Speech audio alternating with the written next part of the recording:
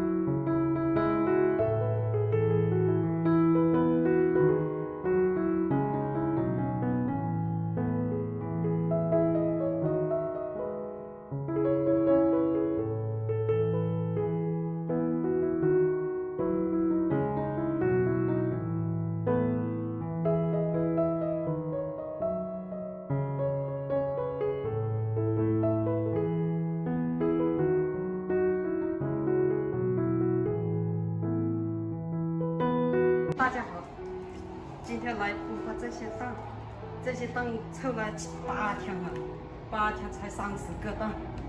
现在孵化进去，首先要拿这种药水，拿这样的药水消一下毒啊。这个小机器就不要下那么多药水，好一点点就可以了。一点点药水，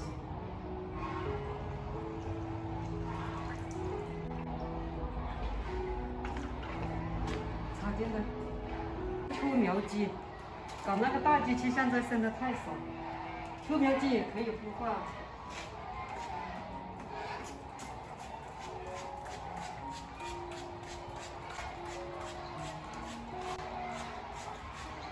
消毒就比较好一点。今年产了没有蛋啊，才一点点。本来每年到这个时候，鹅苗都已经卖了。今天特别稳。是啊。刚才这个机器像开了一下，让它孵一下，现在打开。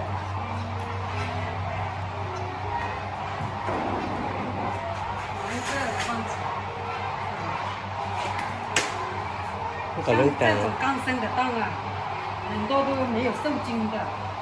这里30多个蛋，有一半受精就不错了。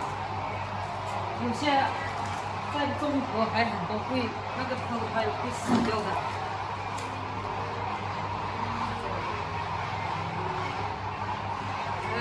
也还漂亮吧？可以。这一盆就放30个。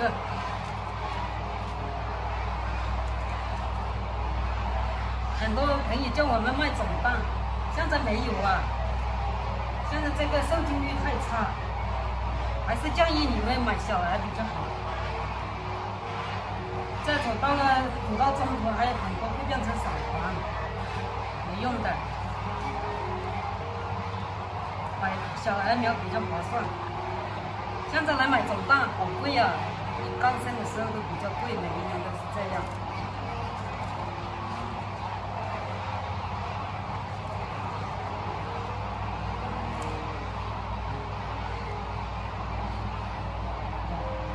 刚好30个。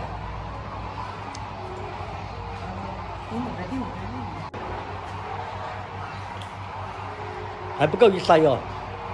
现在铺进去，5天以后来照哈，不知道有没有一半哦。